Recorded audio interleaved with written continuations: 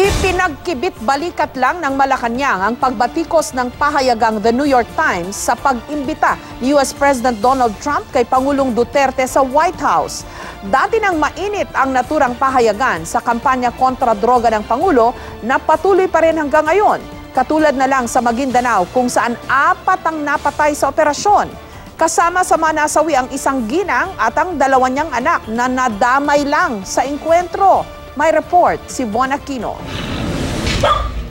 Patuloy na inaalam ng mga pulis San Juan ang motibo sa likod ng paumaril sa mag-asawang Ernest Evan at Mercedes sa loob mismo ng kanilang bahay sa Barangay Progreso. Ayon sa Barangay Kapitana, dati na raw sumuko sa Oplantokhang ang mag-asawa. Kung saan loob silang sumurrender, so as mga dating gumagamit. Regular naman po silang umaattend ng yung every week na program. Base sa nakuhang impormasyon ng barangay, 20 suspect na sakay ng 10 motorsiklo ang nasa likod ng krimen. Pinuntahan na lang ako nung apo ko na meron niya raw mga may baril na papasok sa kanila. Hindi pa nangyayari yung patay yung mamit daddy nila. Ang naiwan yung apo kong babae. Ilang lalaki daw po yung pumasok? Pumasok. 5 daw sabi ng apo ko. Ayon sa pulis, isang sachet na hininalang shabu raw ang nakuhang nakaipit sa underwear ng lalaking biktima. Di pa man nakalilipas ang 1 oras. Patay rin ang pagbabarilin sa loob ng kanilang bahay sa Barangay Salapan sa San Juan pa rin ang magbayaw na dati na rin daw sumuko sa Oplantokhang. Isang barangay kagawad naman sa Novaliches, Quezon City ang sugatan sa paumaril ng isang kilalang tulak umano ng droga sa lugar. Rumoronda ang mga taga-barangay kasama ang ilang pulis nang paputukan sila ng suspect na si Mark Lui. Hinabol nila ito pero nabiguring mahuli. Patuloy ang pagtugi sa suspect. Sa Bukawi, Bulacan, patay naman ang 2 sa isang buy-bust operation kaninang madaling araw matapos umanong manlaban sa mga pulis. Ayon sa mga otoridad, kabilang ang 2 sa drug watch list. 3 naman ang naaresto.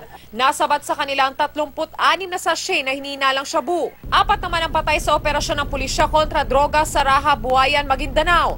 Isa sa nasawi ang kasama sa 3 suspect na pakay ng mga pulis. Nadamay at napatay rin sa operasyon ng isang ginang at ang kanyang mga anak na teenager at isang sanggol.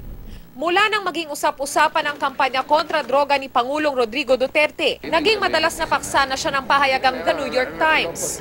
Binibira si Pangulong Duterte mula sa kanilang mga photo-essay, editorial at pati dokumentaryo. At ngayon may puna na naman ang pahayagan kay Pangulo. Sa pagkakataong ito, binatikos ng New York Times sa pag-imbita ni US President Donald Trump kay Duterte sa White House. Bagamat kaalyado ng Amerika ang Pilipinas, hindi naman daw karapat-dapat na ituring na Democratic leader at kaalyansa si Duterte. Nasisira raw ang reputasyon ng Amerika dahil sa pag-imbita ni Trump sa mga taong hindi naman rumerespeto sa karapatang pantao, rule of law at demokrasya. Ipinagkibit balikat lang na Malacanang ang panibagong editorial ng The New York Times. That's their opinion. Dagdag ni Abella, wala pa raw tugon ng Pangulo sa paanyaya ni Trump, pero tiyak daw na hindi magdedesisyon ng Pangulo batay sa kanyang emosyon. Von Aquino, GMA News.